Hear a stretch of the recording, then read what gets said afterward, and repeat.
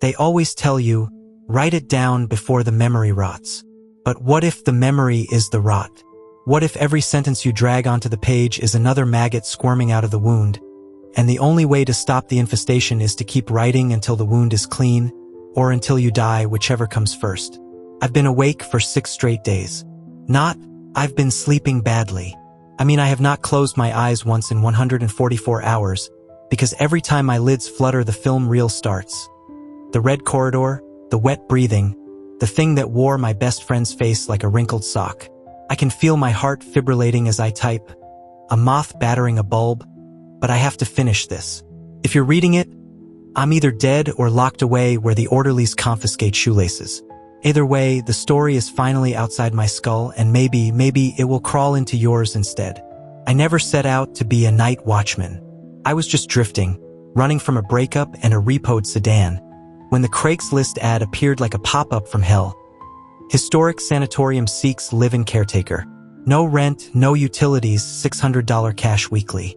Must be comfortable alone. Must sign NDA. The listing included a single photo. A moon-white brick building half swallowed by pines. Windows punched out. A chimney leaning like a drunk. I should have kept scrolling. Instead, I emailed from the library, got a one-line reply, come tonight, bring no one, and hitchhiked 37 miles into the Cascades. I told myself it was only 6 months, that I'd bank every paycheck and ghost before the first snowfall. I told myself ghosts weren't real. I was wrong on both counts. What follows is the transcript of the voice memos I recorded on my burner phone, stitched together with the journal I kept in a mildewed spiral notebook. I have not edited for coherence or politeness. When you hear a man break, you get the jagged edges. If you want a moral, here it is. Some places are wounds in the world, and if you stand inside them long enough, you become scar tissue. I have to start with night 1, because that's when the house first licked my skin. But remember, this isn't really night 1. This is night 133, the night I finally understood the sanatorium had been watching me since the minute I stepped on its porch. Start the clock. Midnight. Night 1. The key they mailed me was warm, like it had just come out of someone's pocket, though the envelope had been waiting in my P.O. box for 3 days. It turned easily in the deadbolt, which should have been my first clue. Nothing abandoned wants to be entered that smoothly. The lobby smelled of Lysol and mushrooms. Moonlight dripped through the broken skylight and puddled on the check-in desk. I had a backpack, a tactical flashlight, and a half-charged phone. No furniture, no plan. The foreman's letter said, make rounds hourly. Log anything unusual. Do not enter the 3rd floor east wing. Do not open the morgue refrigerator. We're watching. I laughed because of course they weren't. The security cameras had been ripped out, cables dangling like nooses. I walked the ground floor clockwise, boots crunching on plaster. Patient rooms yawned open, murals peeling in curls. Smiling clowns, balloons, a stencil that read "Get well soon" in Comic Sans, the most cursed font in human history. 1:14 a.m. I heard the piano before I found it. A single key, middle C, pressed over and over, the note wobbling off pitch like a dying heartbeat. I followed it to the recreation hall. Grand piano lid down, bench pushed in, no footprints in the dust. The key depressed itself as I watched, slow motion, then rose again. I recorded 15 seconds on my phone. Playback gives me nothing but static and my own ragged swallow. 2 a.m. First log entry. Note sustains. Temp 52 degrees Fahrenheit. No intruders. I signed with a shaking initials, as if initials could protect you. 3:27 a.m. I climbed the main staircase because I needed higher ground. The banister was sticky. Halfway up, I realized the stickiness was on my palm. Not the wood, clear slime smelling of iodine. I wiped it on my jeans. The denim bleached white. 3rd floor landing. East wing hallway stretched ahead, blocked by a chain and a plastic sign. Biohazard. The chain dripped the same iodine slime. Behind it, darkness looked back at me with pupil dilation perfect. I felt my reflection vanish inside it, like the hall had sucked my silhouette out through my eyes. I should have turned around. Instead, I ducked the chain, one quick motion, a kid sneaking into an R-rated movie. The air on the other side was warmer, humid, as if lungs bigger than human were breathing in slow motion. Room 314 stood open. A metal bed frame, no mattress. The walls were gouged in vertical furrows, fingernail width, from baseboard to ceiling. In the corner sat a reel-to-reel tape machine, the kind they used in 1950s psych wards to record therapy sessions. The tape was spinning, though the machine was unplugged. I pressed my ear to the speaker. Voice mine, though I'd never spoken. I can't wake up inside my body anymore. I backed out. The hallway elongated like a camera zoom. Fluorescent lights flickering on though they'd been ripped out years ago. I ran. Somewhere behind me the piano started playing a lullaby I hadn't heard since my mother died. Only every note was flattened by a half step, the musical equivalent of a smile without eyes. Day 1. I woke in my Jeep at dawn, engine running, parked at the trailhead 4 miles downhill. No memory of descending the stairs, crossing the lobby, finding my keys. My clothes were inside out, pocket stuffed with gauze wrappers, printed property of Sunnyside Sanatorium. I drove into town, bought the largest coffee they sold, asked the barista what day it was. She said Tuesday. I'd lost Monday night and Tuesday morning. I considered quitting, but the paycheck was already 2 weeks in arrears. If I walked, I'd never see the cash. More importantly, I told myself the piano was settling wood, the hallway an optical illusion, the tape machine a prank by local kids. I wanted the world to be explicable more than I wanted safety. Back at the sanatorium by 1800 hours, daylight felt like a bribe. I toured the basement utility tunnels, noting breaker panels labeled in faded cursive. Morgue, isolation, incinerator. Every switch was off, yet I could hear fans whirring behind the walls. I filmed a quick video for my ex, proof of employment, but playback showed only my face lit from below, eyes reflecting something not in the room. I deleted it. 2030. I set my sleeping bag in the lobby guard station, a plexiglass cube that used to house the night nurse. I wedged a chair under the doorknob, drank 2 energy shots, and waited for the dark like it was a dinner guest I couldn't uninvite. Night 2. The building felt pregnant, water broken somewhere I couldn't see. I made the first round with a ball-peen hammer clutched like a rosary. All quiet until the elevator dinged. The car was rusted open, cables severed, yet the indicator arrow crawled from L to 3. I leaned in, empty shaft, 40-foot drop. The arrow lingered on 3, then descended slowly, as if something massive stepped off. 0:45. I found footprints in the second-floor corridor, bare, wet, size 15 at least, leading from the linen closet to the solarium. The prints were heel-to-toe, 6 feet apart, like the walker had legs meant for stilts. I followed with my flashlight beam, narrating for the memo.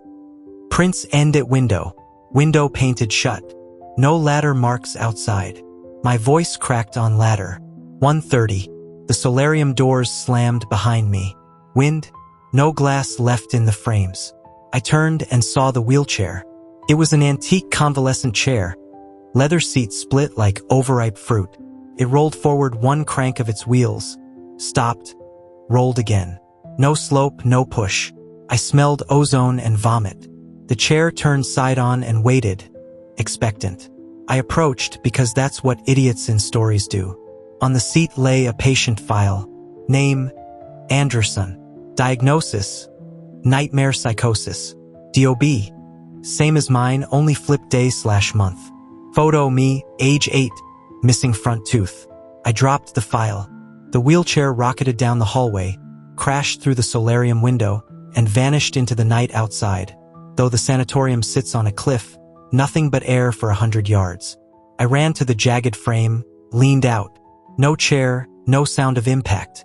Just pines whispering like gossips. 2:10. I barricaded myself in the guard cube, recorded. It knows my birthday. It has my pediatric records. How? I played the memo back. Behind my voice another whisper.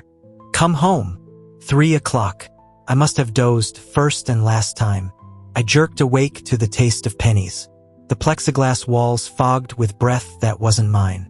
Written backward in condensation. 3rd floor, east wing. The chair I'd wedged under the doorknob lay in splinters, as if something had pressed against the door until the wood exploded. I stepped out. The lobby elevator doors were open again. Inside stood the wheelchair, seat now indented with the shape of a body far heavier than human. A cassette tape rested on the leather. I picked it up with shaking fingers, inserted it into the portable recorder I carried. Side A, 45 minutes of heartbeat, slow, arrhythmic, then accelerating into a horse gallop that collapses into wet tearing. Side B, my mother singing, "You are my sunshine." Only every time she reaches the word sunshine she gags, like the syllables are barbed. I hurled the tape down the shaft. It clattered, then silence, followed by a child's giggle ascending from the dark, getting closer though no steps echoed. I ran to the Jeep. The driver's seat was already pushed back, imprinted with the same ass-shaped crater as the wheelchair. On the windshield, finger-written in the same iodine slime, "Don't run. You'll miss the ending." I drove anyway, foot to the floor. The odometer rolled backward. Trees blurred in reverse. I braked at the trailhead, looked up. The sanatorium perched above me, every window lit with red Christmas bulbs that hadn't been there at dusk. A silhouette in the top window raised one long arm and waved. The arm kept rising, joint by joint, until it flopped against the glass like a fire hose. I screamed until my voice gave out, then drove back up the mountain because I understood the road would only ever lead here. For 40. I parked, walked inside, laid my head on the check-in desk like a penitent lover. The lobby speakers crackled. "Attaboy. Night 2 complete. 2 more to go." I didn't understand the countdown yet. I do now. Day 2. I woke at noon in my own piss. The lobby was ordinary again. Dust, graffiti, no red lights. I checked my phone. No new recordings. Yet the voice memo counter showed 133 minutes of audio recorded while I was unconscious. I played the first 10 seconds. Only my snoring, then a voice next to my ear, soft, conversational. "He's almost ready." I walked to town, bought a 5th of vodka, chugged half in the parking lot while families browsed farmers market kale. A cop cruised past, didn't stop. I wanted him to stop. I wanted someone in uniform to listen, to drive me to a beige room with locks on the outside. But I couldn't form the sentence. The building is alive and it's dating me. I returned at dusk, left the bottle on the porch like an offering. The door opened before I touched it. Warm air breathed out, smelling of hospital soup and birthday candles. I stepped inside, signed my name in the logbook though no one had asked. Night 3, 2300 hours. I drank enough vodka to sterilize a scalpel, yet every swallow tasted weaker, like the building was filtering the proof before it hit my blood. I taped a kitchen knife to the end of a broom handle. Lichtenberg's lance. I joked to no one. My hands shook so badly the duct tape kept slipping. 0:15.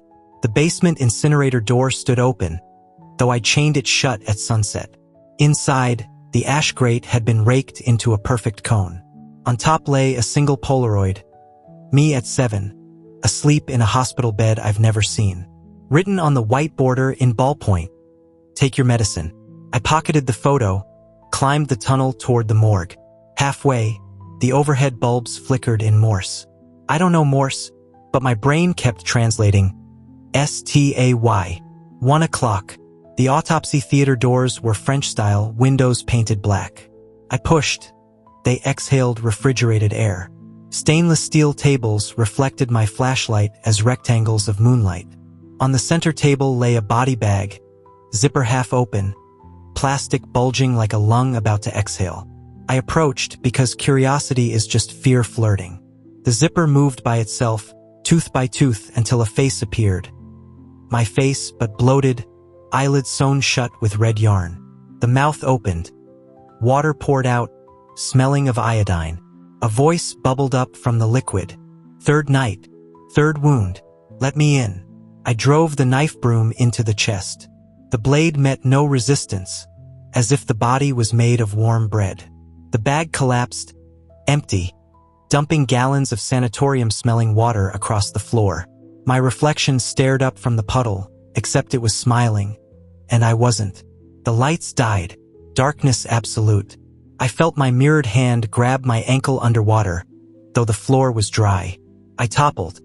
The flashlight rolled, beams spinning like a lighthouse. Each revolution showed the room rearranged. Tables stacked into a cathedral, jars of formaldehyde floating in a circle, and at the altar, the wheelchair waiting again. I crawled, fingernails scraping tile. Something walked beside me, matching pace, knees cracking upward like a marionette operated by a drunk. I didn't look. You never look. 2:30. I reached the freight elevator, slammed the gate, punched 3. The car rose sluggishly, cables groaning under more weight than me. Through the gate, I watched the basement recede. The thing stepped into view. Tall, naked, genderless, skin the color of soaked newspaper. It tilted its head, lifted one hand, and pointed to its chest. Where the heart should be, my mother's face pressed outward from inside the flesh, mouth opening and closing. Sunshine, sunshine, sunshine. The elevator passed the second floor. I felt the cable stretch, as if something climbed up beneath the car. On the third floor, the doors opened into solid darkness thicker than any wall. I stepped out. The gate clanged shut behind me, then the car detached and fell. No crash, just the whoosh of a throat swallowing. I was now in the forbidden east wing, no barrier, no way back.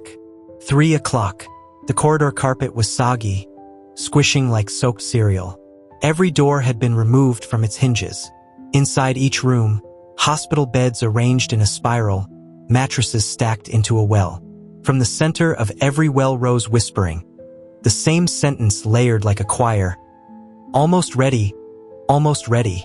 Room 314 again. This time the reel-to-reel was running forward, tape feeding into a second machine that shouldn't exist. A chair waited back to the door. I sat. The headphones slithered onto my ears of their own accord. Playback, my voice from night 1, but extended. I can't wake up inside my body anymore, so I'm borrowing yours. The tape spooled faster, pulling not just magnetic ribbon but light, actual photons bending into the reels. The room dimmed until only the glowing tape existed. Then it snapped. Everything went black. I woke on the roof, barefoot, shirtless, 40 degrees Fahrenheit wind needling my skin. The sanatorium's chimney loomed, belching red sparks that didn't illuminate anything. Written around the rim in ash. One more night. I felt my chest. Over the sternum, a fresh welt in the shape of a reel-to-reel sprocket. It pulsed with my heartbeat, but off-tempo, like a second drummer in the band. 4:45. I climbed down the fire escape, nails bending backward on the frozen rungs.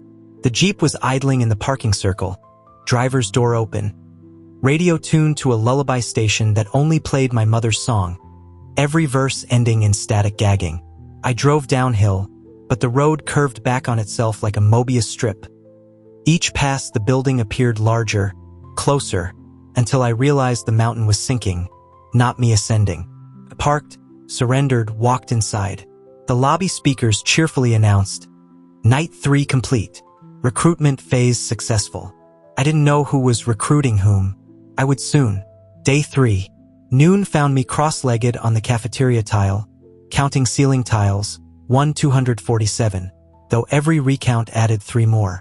My reflection in a cracked serving line mirror had no wounds. The real mark on my chest was invisible in mirrors, yet throbbed when I breathed. I tried to leave a voicemail for my ex. The phone auto-corrected every word to sunshine. I hurled it into the industrial soup kettle. It rang underwater, muffled. Same song. I understood then. The sanatorium wasn't haunted. It was cultivating. I was soil, not guest. I drank the rest of the vodka, but the bottle refilled with iodine. I drank that too, hoping to poison the thing growing in me.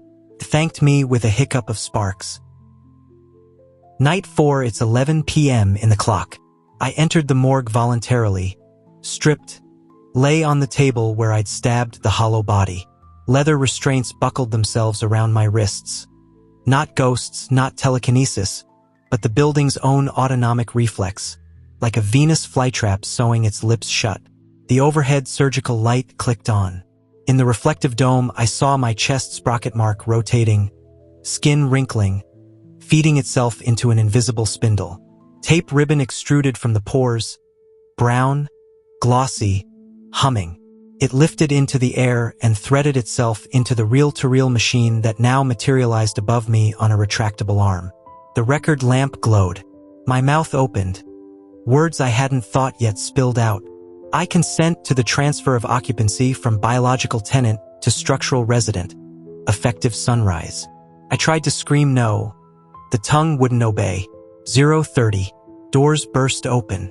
They entered, not walked, not floated, but were printed into existence by the light.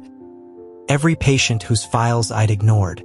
Their skin bore diagnosis codes tattooed in ICD-10, nightmare disorder, possession state, sympathetic fusion. They surrounded the table, each holding a blank reel. One by one, they wound my extruded tape onto their spools. With every yard, I forgot something. The taste of coffee, my middle name, the color of my ex's eyes.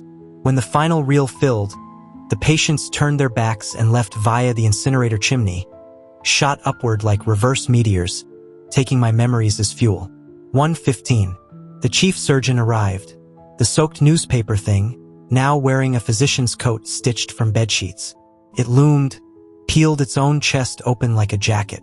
Inside, a cavity perfectly molded to my silhouette. Mother's face no longer pressed from within. Now it was my face, younger, screaming silently. The restraints released. I sat up, dazed, empty. The thing extended one hand. I understood. Last handshake, merger agreement. I took it. Cold rushed up my arm, filled the hollowed channels where memories had been. I felt the sanatorium's entire floor plan download into me. 247 ceiling tiles, 314 rooms, 66,000 square feet of corridor branching like bronchi. Every pipe, every crack, every secret respiration. I was becoming blueprint, but blueprints need architects. A final document appeared, a consent form written in my childhood handwriting. At the bottom, a blank line, second signatory. I stared at the pen hovering in midair. If I signed, the building could use my name to recruit the next caretaker, the next drifter, the next crop. I would be free inside the walls. A voice in the vents, a lullaby on the PA. I almost did. I wanted the pain to stop, the memories to stop. But the reel-to-reel arm malfunctioned, tape snarling. For a heartbeat, the download glitched. I felt my real mother's voice. Not the gagging recording, but alive, distant, calling my actual nickname from someplace outside the mountain. I grabbed the pen, stabbed the surgeon's outstretched eye. Paper flesh tore. Black iodine poured. I yanked the tape from my chest, yards of it ripping free like entrails. Stuffed it into the incinerator hatch, slammed the latch. Flames whooshed. The building screamed through every radiator. 1,000 whistles boiling dry. Lights strobed SOS. I ran, naked, skin unraveling tape that ignited behind me like a comet tail. Corridors flexed, trying to fold me back, but I knew their angles now. I could see the stress fractures, the architectural lies. I dove through drywall that hadn't existed the day before, rolled into the lobby. 3 o'clock. The front doors were barricaded with stacked wheelchairs, welded by frost. I spun left, smashed the stained glass window with a fire extinguisher, crawled through razored moonlight. Pines waited, real air, real cold. I sprinted downhill barefoot. Needles sliced, but pain meant I was still sovereign flesh. Behind me, the sanatorium convulsed, roof collapsing inward, chimney imploding like a straw sucked from above. Red sparks rose, but this time they illuminated nothing. No building, only a crater exhaling steam. I reached the trailhead. The Jeep was gone. In its place, the reel-to-reel machine, dented, tape fluttering in the wind. Written in soot across the windshield. You forgot TO clock out. I kept running. Asphalt bit my soles. At dawn, a logging truck picked me up, driver silent, eyes fixed on the road. I caught my reflection in the windshield. Chest sprocket gone, but a new mark on my forearm. An employee ID barcode. Numbers. 00001. The driver dropped me at the county hospital. I limped into ER, asked for psych hold. They sedated me. While counting backwards from 10, I heard the intercom click on, faint lullaby leaking through ceiling tiles. I tried to warn them, but the words arrived pre-recorded. Almost ready, almost ready. They keep me in a soft room, windows double pane, no shoelaces. The staff are kind. They say I'm stabilizing. I almost believe them until tonight, when the new night orderly wheeled in a metal cart, patient records to archive. On top, a reel-to-reel tape labeled Orientation, handwritten. I asked him not to play it. He smiled, said therapy requires confronting fears. He threaded the tape, press play. My own voice filled the ward. Historic sanatorium seeks live-in caretaker. No rent, no utilities, $600 cash weekly. Must be comfortable alone. Must sign NDA. The orderly lifted his clipboard, pen poised. His badge read trainee. Beneath the plastic, iodine seeped at the edges. He asked for my signature. I looked past him to the window. Outside, the parking lot lamps flickered in Morse, STAY. I understand now, the sanatorium burned, but the idea of it, the need for fresh tape, hitched a ride in me. I am the new help wanted ad, the virus in draft form. When I sign, they will discharge me, drive me to the mountain that has already rebuilt itself inside my mouth. I won't sign. Not tonight. But the reels keep arriving, every shift, every ward. Eventually the pen will look lighter than the restraints. If you're reading this, the pages are the only quarantine I could manage. Burn them when you finish. Burn the device you read on. Burn the memory. And if you ever see a Craigslist post with moonwhite bricks and no comment section, keep scrolling. The building is patient. The building is hungry. The building is almost ready. I started this manuscript at 3 a.m. in a rubber room, counting ceiling tiles the way sailors once counted stars. I finish it now at 3:01 a.m. Same night, different year, who knows. The orderly's pen taps the glass slot like a metronome, measuring how much willpower I have left. I wrote every word in my own hand, but the margins crawl with iodine footprints that arrive after the lights dim. The story wants out, and stories are just houses made of alphabet instead of brick. If you feel the walls tightening while you read, that's the foundation pouring itself into your chest. I have no social media to link, no crowdfunding plea. All I can leave you is a warning carved on the inside of my eyelids. Some employment offers are employment organisms. They don't haunt places, they franchise. The sanatorium may already be scouting your town. An abandoned mall, a shuttered school, a self-storage complex that never seems to have customers. It starts with a single caretaker, a single signature, a single reel of tape.